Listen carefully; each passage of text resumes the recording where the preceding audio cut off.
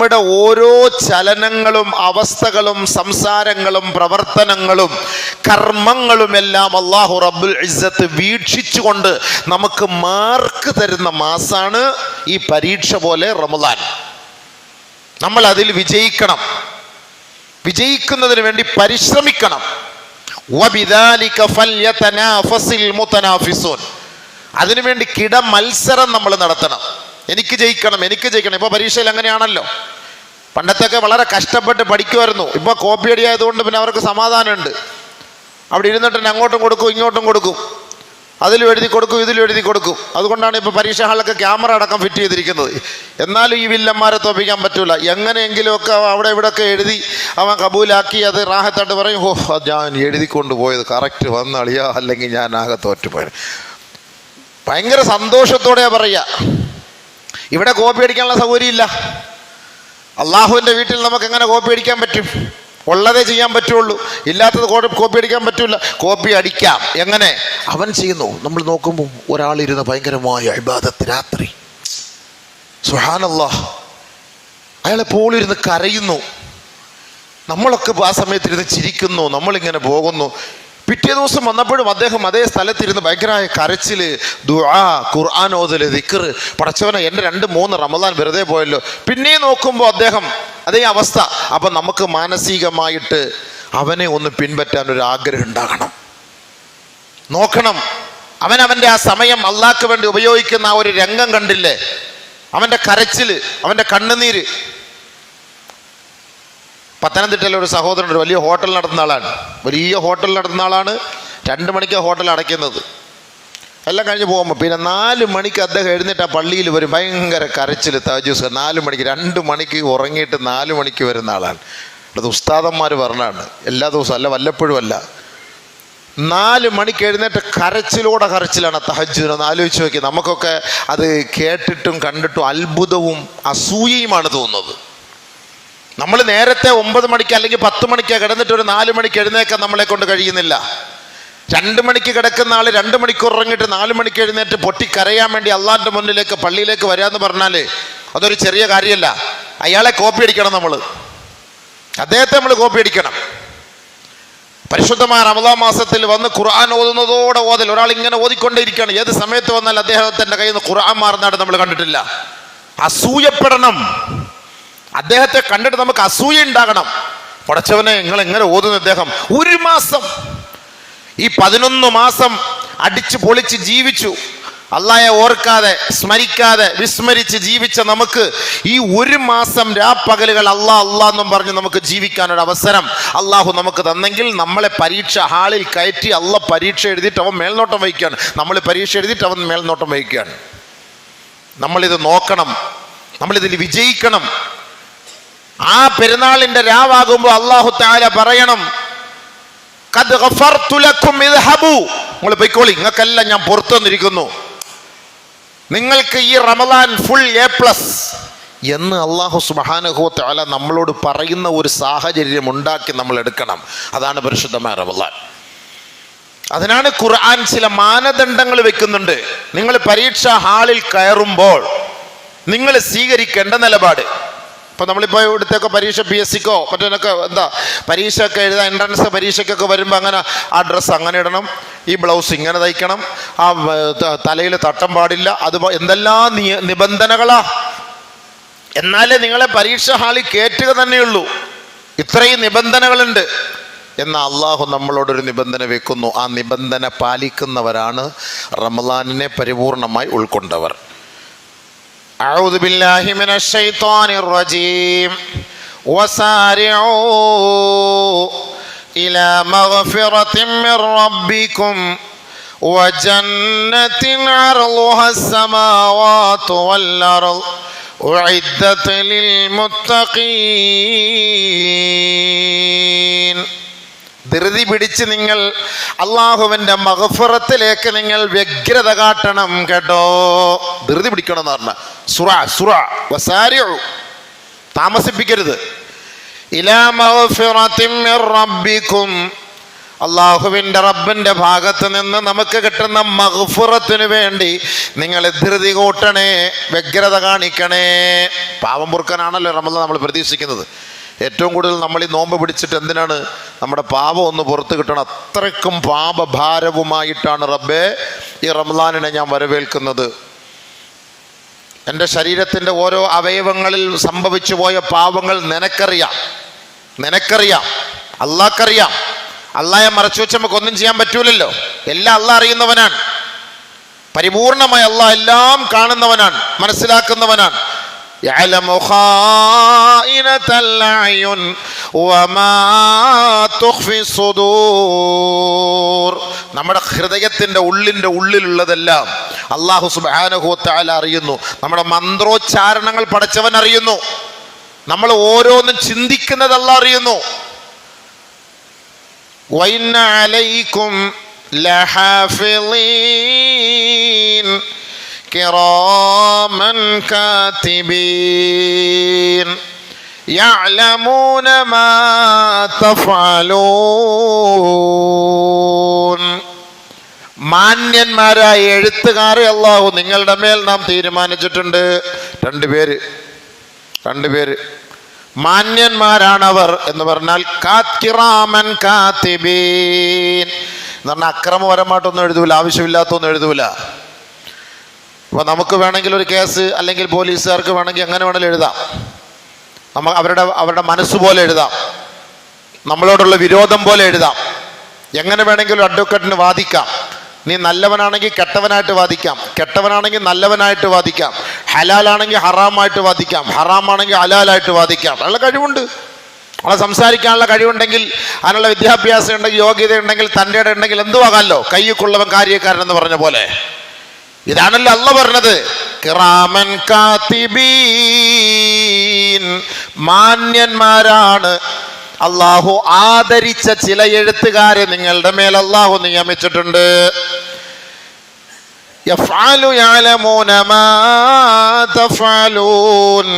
നിങ്ങൾ പ്രവർത്തിക്കുന്നത് അവർ അറിയുന്നവരാണ്. ഇപ്പൊ ഈ ക്യാമറ വരുന്നതിന് മുമ്പേ അള്ളാഹു നമുക്ക് ക്യാമറ ഫിറ്റ് ചെയ്തിട്ടുണ്ടെന്നാണ് അതിൻ്റെ അർത്ഥം. എല്ലാം അള്ളാഹ് നേരത്തെ നമുക്ക് ഫിറ്റ് ചെയ്തിട്ടുണ്ട്. പക്ഷെ നമ്മൾ ഇതിനെക്കുറിച്ച് ചിന്തിക്കുന്നില്ല. ഇത് വ്യക്തമായിട്ട് വെളിയിൽ കാണാത്തത് കൊണ്ട് നമ്മൾ അതിനെക്കുറിച്ച് ചിന്തയില്ല, പേടിയില്ല.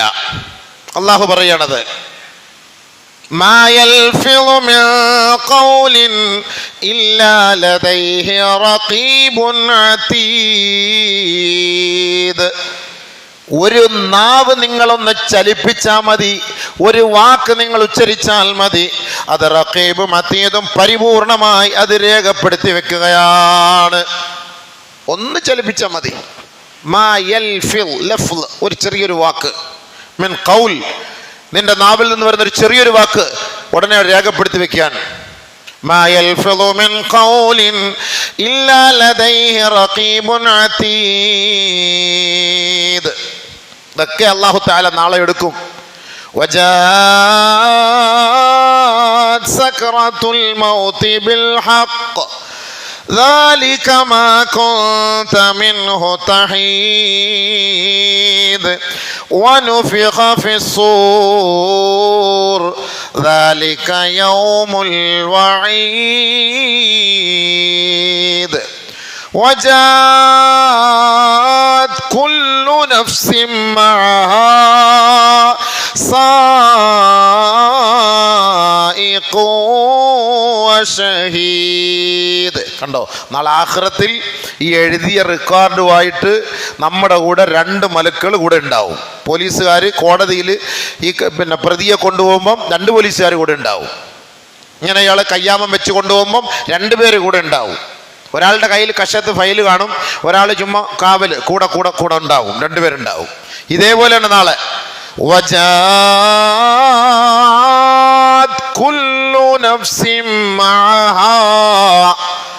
നാളെ ഓരോ ആത്മാക്കളും വരും അവരോടൊപ്പം.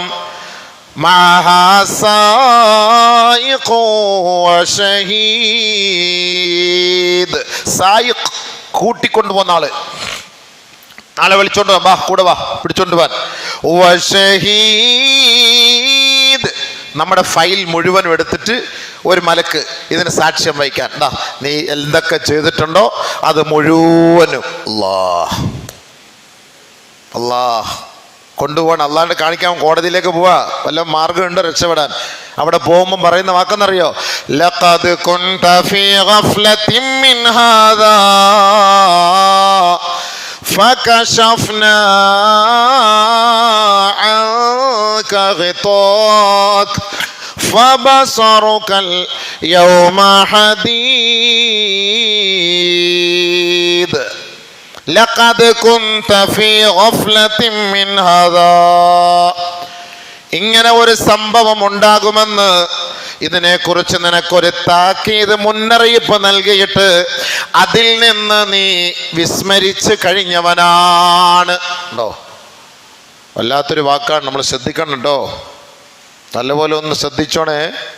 ഇന്ന് നമ്മളിത് പറയുമ്പോൾ നാളെ ഇതേപോലെ നിന്റെ നന്മ തിന്മകളുമായി ഏടുകളുമായി നിന്നെ കയ്യാമം വെച്ച് റബ്ബിന്റെ കോടതിയിലേക്ക് കൊണ്ടുപോകുമ്പോ നിന്റെ നന്മ തിന്മകൾ രേഖപ്പെടുത്തിയ ആ ഗ്രന്ഥവുമായി ഒരു ഷാഹിദ്, അതിനെ പരിപൂർണമായി ഏറ്റെടുത്ത് സാക്ഷ്യം വഹിച്ച ഒരു വ്യക്തി നിന്നോടൊപ്പം നാളെ റബ്ബിന്റെ കോടതിയിലേക്ക് വരും.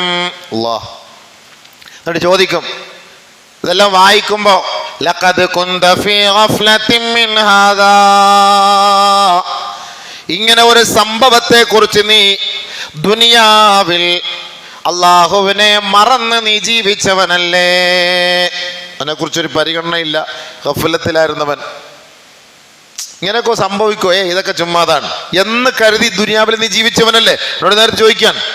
ഇപ്പൊ കോടതിയിൽ വരുമ്പോഴും അവനെതിരെ വിധി വരുമ്പോഴും പോലീസുകാർ അറിയും, ഇതൊക്കെ അറിയാവുന്ന ഇന്നത്തെ കാലങ്ങളൊക്കെ അറിഞ്ഞൂടെ സഹോദര, നിനക്ക് അറിഞ്ഞൂടെ, ഞങ്ങൾ എന്ത് ചെയ്യാനാണ്? ഇപ്പൊ സൗദിയിലൊക്കെ ഈ വധശിക്ഷയ്ക്ക് വിധിക്കപ്പെട്ടവർ, ഈ വെട്ടുന്ന ആൾക്കാർ വേറെയാണ്. അപ്പൊ ഇത് വായിക്കും, ഈ തെറ്റ് നീ ചെയ്ത കുറ്റം ഇതാണെന്ന് പറഞ്ഞ് അത് അയാളുടെ മുന്നിൽ പോയി വായിച്ചു കൊടുക്കും. അപ്പൊ അവര് വന്നിട്ട് അവനോട് പറയും, സഹോദര നീ ഞങ്ങൾക്കെതിരെ ദുആ ചെയ്യരുത്, ഞങ്ങളെല്ലാം വിധിച്ചത്, ഞങ്ങൾ ഇത് ജോലിക്കാരാണ്. വെട്ടുന്ന ആളും വന്നിട്ട് പറയും, ഞങ്ങൾ ജോലിക്കാരാണ്, ഞങ്ങളോട് അവർ കൽപ്പിക്കുന്നത് പ്രവർത്തിക്കുന്നവൻ, ഞങ്ങൾ ദുൽമ ചെയ്യാറില്ല, ഞങ്ങൾ അക്രമം ചെയ്യാറില്ല, നീ അള്ളാഹുവിനോട് നന്മയ്ക്ക് വേണ്ടി ദുആ ചെയ്യ്, ഞങ്ങൾക്കെതിരെ നീ ദുആ ചെയ്യരുത്. അവർ പറഞ്ഞു നോക്കണം, കാരണം നമ്മളെന്ത് തെറ്റ് ചെയ്യാനാ? നമ്മളൊന്നും ചെയ്തിട്ടില്ല, അള്ളാഹിന്റെ തീരുമാനമല്ലേ നമുക്ക് പറയാൻ പറ്റൂ എന്ന് പറഞ്ഞ പോലെ ലഖദ് കുന്ത ഫീ ഗഫ്ലത്തിൻ മിൻ ഹാദാ. ഇന്നത്തെ ഒരു ദിവസം ഈ ഒരു സംഭവത്തെ കുറിച്ച് നീ അശ്രദ്ധനായി ദുനിയാവിൽ ജീവിച്ചവനല്ലേ? ഫകശഫ്നാ അൻക ഗിതാക്, അന്ന് നിന്റെ കണ്ണിന് മൂടുപടമുണ്ടായിരുന്നു. ആഖിറത്തെ കുറിച്ച് പറയുമ്പോ, പരലോകത്തെ കുറിച്ച് പറയുമ്പോ കേവലം കേട്ടിട്ടൊരു കാതിലൂടെ മറുകാതിലൂടെ തള്ളിക്കളഞ്ഞവനാണ്. അന്ന് നിന്റെ കണ്ണ് ഈ വിഷയത്തിൽ നിനക്ക് അന്ധത ബാധിച്ചു പോയി. ഇന്ന് ഫകശഫ്നാ അൻക ഗിതാക് ഫബസറുകൽ യൗമ ഹദീദ്. ഇന്ന് നിന്റെ കണ്ണിന്റെ അന്ധത, ആ മൂടുപടം നമ്മൾ മാറ്റി, കണ്ണിന്റെ തിമിരം നമ്മൾ എടുത്തു കളഞ്ഞു. ഫബസറുകൽ യൗമ ഹദീദ്. ഇന്ന് നിന്റെ കണ്ണിന് നല്ല മൂർച്ചയാണ്, നല്ല ശക്തി, കാഴ്ചശക്തി ഇന്ന് നീ കാണുന്നു. പക്ഷെ എന്ത് ചെയ്യാൻ? ഇവിടെ എന്ത് ചെയ്യാൻ? ഇവിടെ തീരുമാനിക്കപ്പെടുകയാണ്. കോടതിയിൽ വന്നിട്ട് ഞാൻ ചെയ്യൂല ഇനി എന്ന് പറഞ്ഞിട്ട് കാര്യമില്ല. എല്ലാം കഴിഞ്ഞിട്ട് തീരുമാനത്തിനാണ് അവിടെ വരുന്നത്. നിനക്കുള്ള വിധി കൽപ്പിക്കപ്പെടാൻ പോവുകയാണ്. വിധി നിർണയത്തിന്റെ സ്ഥലത്ത് വന്നിട്ട് ഞാൻ ഇനി ചെയ്യൂല എന്ന് പറഞ്ഞിട്ട് കാര്യമില്ല. അതിനു മുമ്പേ അത് തീരുമാനമെടുക്കാൻ അള്ളാഹു നിനക്ക് സമയം നൽകിയതല്ലേ? വലൗ തറാ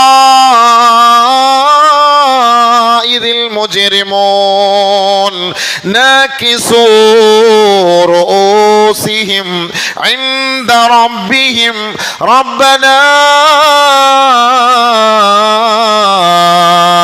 أبصرنا سمعنا فارجعنا نعمل صالحا إنا موقنون. കുറ്റവാളിയായി അള്ളാഹുവിന്റെ തീരുമാനം വന്നു കഴിഞ്ഞ് ഇവനെ നാളെ നരകത്തിൽ തള്ളാൻ നഊദുബില്ലാ കൊണ്ടുപോകുമ്പോ ആ രംഗം പ്രവാചകരെ നിങ്ങളൊന്ന് കണ്ടാൽ, ആ കുറ്റവാളി നാളെ പോകുന്ന രംഗം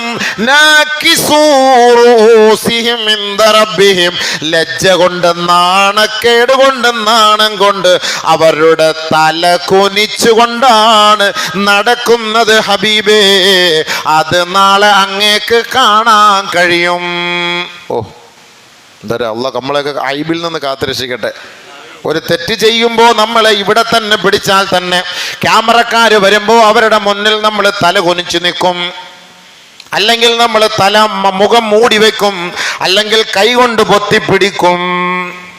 ലജ്ജ കൊണ്ട് സംഭവിക്കുന്നതാണ്. നാണം കൊണ്ട് തല നമ്മൾ കുനിക്കുന്നുവെങ്കിൽ നാളെ ആഖിറത്തിൽ റബ്ബിന്റെ കോടതിയിൽ പശ്ചാത്തപിക്കാതെ പോയവർക്ക് പടച്ചവൻ കൊടുക്കുന്ന ശിക്ഷ, കുറ്റവാളിയായി അള്ളാന്റെ തീരുമാനം വന്നു കഴിഞ്ഞാൽ അവനെ കൊണ്ടുപോകുമ്പോ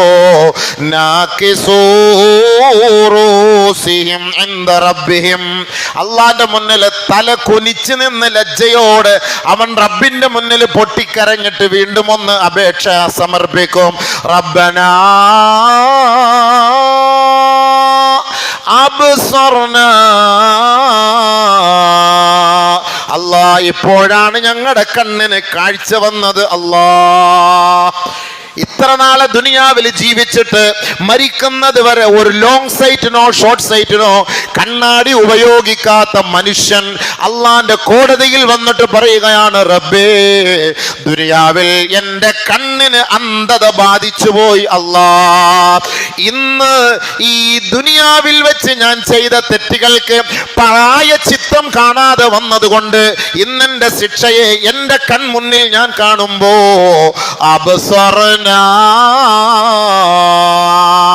എന്റെ കണ്ണിന് ഇപ്പോഴാണ് മൂർച്ച കൂടിയത്. അല്ലാ, വസമിഅനാ,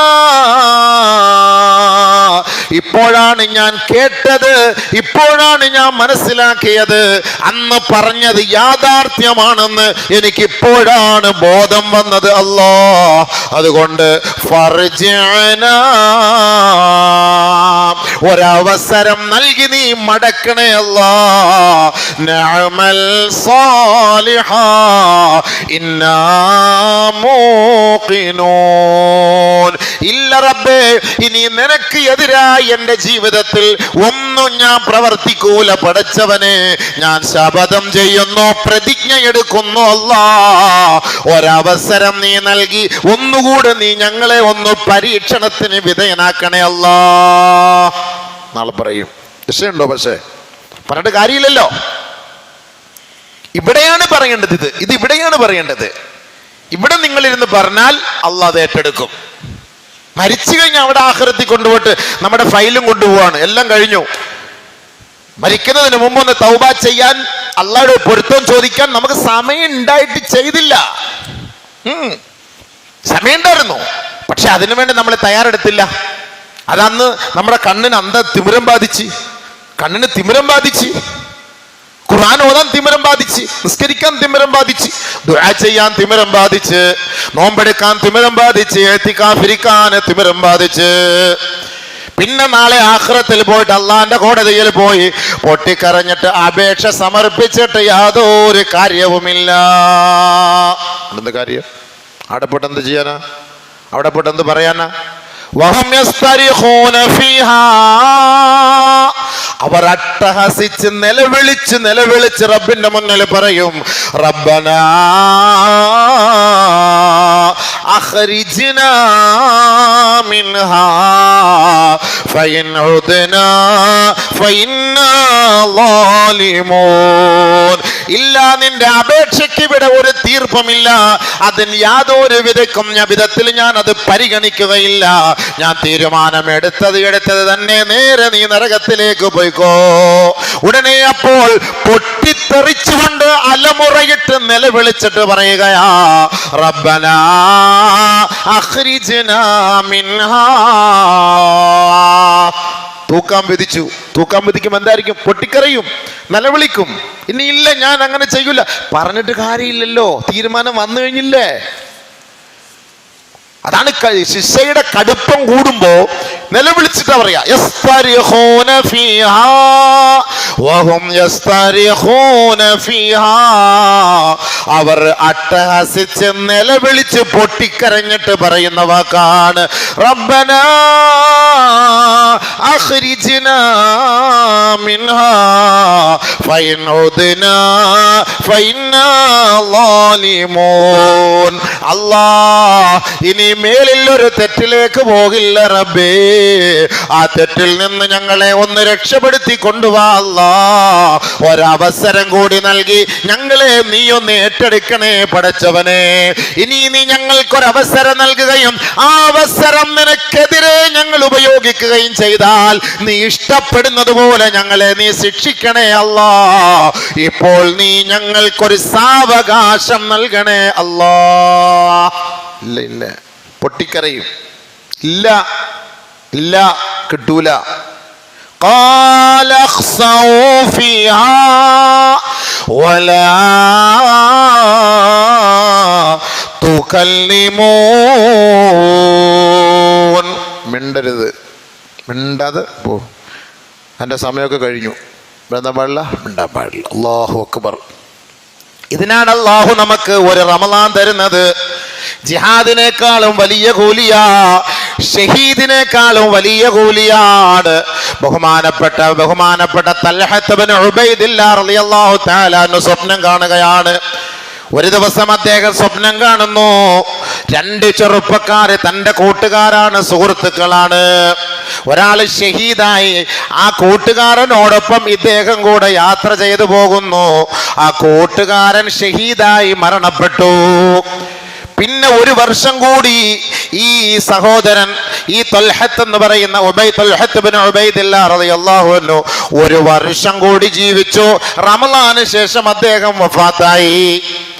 അങ്ങനെ സ്വർഗത്തിലേക്ക് എത്തുമ്പോ സ്വർഗത്തിന്റെ വാതിൽക്കൽ നിൽക്കുന്നു മലക്കുകൾ. രണ്ടുപേരും സ്വർഗത്തിലെത്തി. സ്വർഗത്തിന്റെ വാതിൽക്കലേക്ക് ഒരു മലക്ക് വന്നിട്ട് ബഹുമാനപ്പെട്ട തൽഹത്ത് ഇബ്നു ഉബൈദില്ലാഹയെ വിളിച്ചുകൊണ്ട് അകത്തേക്ക് പോവുകയാണ്. ഷഹീദ് അവിടെ അടുത്ത് നിൽക്കുന്നു.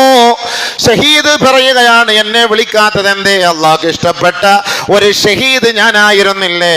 അള്ളാഹ്ക്ക് വേണ്ടി യുദ്ധം ചെയ്ത് എൻ്റെ ശരീരം, എൻ്റെ രക്തം, എൻ്റെ ഊർജം പടച്ചവന് വേണ്ടി ഞാൻ മാറ്റിവെച്ചവനാണ്. എന്നെ എന്തേ വിളിക്കാത്തത് എന്ന് അദ്ദേഹം പറയുമ്പോ, വിളിക്കാൻ സമയമായിട്ടില്ല, വെയിറ്റ് ചെയ്യ്, നിങ്ങളെ വിളിക്കും. പക്ഷേ വിളിച്ചോണ്ട് പോയത് ആ ഷഹീദിനേക്കാളും ഒരു വർഷം കൂടി ജീവിച്ച വ്യക്തിയാണ്. അദ്ദേഹത്തെ കൂട്ടിക്കൊണ്ടുപോയി. നബി സല്ലല്ലാഹു അലൈഹി വസല്ലമ തങ്ങളോട് പിറ്റേ ദിവസം ഈ സംഭവം സ്വപ്നം വിശദീകരിച്ചപ്പോ അള്ളാഹുവിന്റെ റസൂൽ സല്ലല്ലാഹു അലൈഹി വസല്ലമ തങ്ങൾ തൽഹത്തിനോട് പറഞ്ഞ വാക്ക്, തൽഹത്തേ, അള്ളാഹിന്റെ മാർഗത്തിൽ ഷഹീദായ വ്യക്തി അവർക്ക് സ്വർഗമാണ്. പക്ഷേ അതിനേക്കാളും ഒരു വർഷം കൂടി, ഒരു റമളാൻ കൂടി അള്ളാഹു നിനക്ക് നൽകിയില്ലേ? അതുകൊണ്ട് ആ ഷഹീദിനേക്കാളും ഈ റമളാനിനെ ആദരിച്ച് അനുഷ്ഠാന കർമ്മങ്ങൾ വ്യാപൃതനായവർക്ക് അതിനേക്കാളും സവാബ് അള്ളാഹു നൽകുന്നുണ്ട്. അതുകൊണ്ടാണ് ആ ഷഹീദിനേക്കാൾ റമളാനിനെ ആദരിച്ചവനെ അള്ളാഹു മുന്തിച്ചത്. കൊണ്ടുപോയി, മനസ്സിലായോ? ഒരു വർഷം കൂടി കിട്ടി. കഴിഞ്ഞ റമളാൻ മാസത്തിൽ ജീവിച്ചിരുന്ന എത്രയോ പേര് ഇന്ന് ഈ സമയം നമ്മുടെ മുന്നിലില്ല. അള്ളാഹു നമുക്കിനി ഒരു 2-3 ദിവസം കൂടി സമയം നൽകിയിട്ടുണ്ടെങ്കിൽ, റമളാനിനെ വരവേൽക്കാൻ ഭാഗ്യം നൽകിയില്ല ഉണ്ടെങ്കിൽ, ആ കഴിഞ്ഞ വർഷം മരണപ്പെട്ടവരെക്കാൾ നമ്മൾ ശ്രേഷ്ഠരാണ്. കാരണം എന്താ? ഒരു റമളാൻ കൂടി നമുക്ക് ലഭിച്ചു. ഭാഗ്യമാണ്, വലിയ ഭാഗ്യമാണ്. അതിനാണ് നമ്മൾ ദുആ ചെയ്യുന്നത്. അല്ലാഹുമ്മ ബാരിക് ലനാ ഫീ റജബി വശഅബാൻ വബല്ലിഗ്നാ റമളാൻ. റമളാൻ എത്തിക്കണേ അല്ലാ, റമളാനിലേക്ക് ഞങ്ങളെ നീ എത്തിക്കണേ അല്ലാ. അതിനു മുമ്പ് ഞങ്ങളെ വഫാത്താക്കല്ലേ അല്ലാ. അതിനാണ് ദുആ ചെയ്യുന്നത്. അതിൽ ബർക്കത്ത് വേണം, ജീവിതത്തിൽ ബർക്കത്ത് വേണം, ആയുസ്സിൽ ബർക്കത്ത് വേണം. അതുകൊണ്ട് റമളാന് മുമ്പ് റജബിലോ ശഅബാനിലോ ഞങ്ങളുടെ റൂഹിനെ നീ പിടിക്കല്ലേ പടച്ചവനെ. ആ പവിത്രമേറിയ റമളാൻ, അതിലേക്ക് ഞങ്ങളെ നീ കൊണ്ടെത്തിക്കണേ അല്ലാഹ്. ദുആ ചെയ്യുന്നത് അതിനാണ്. ആ റമളാന്റെ മഹത്വം അതാണ്.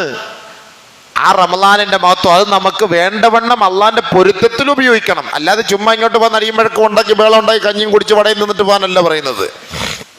എന്താണ് അതിൽ തീരുമാനം എടുക്കേണ്ടത്? അതിൽ മഗ്ഫിറത്ത് കിട്ടുന്ന മാസമാണ്. അതുകൊണ്ട് മഗ്ഫിറത്തിന് വേണ്ടി പരിശ്രമിക്കണം. വസാരിഊ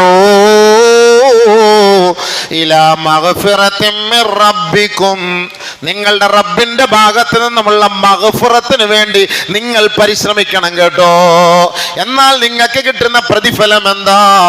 വജന്നത്തിൻ അർളുഹസ് സമാവാതു വൽ അർള്, ആകാശഭൂമികളോളം വിശാലമായ സ്വർഗം അല്ലാഹു നിങ്ങൾക്ക് നൽകും കേട്ടോ.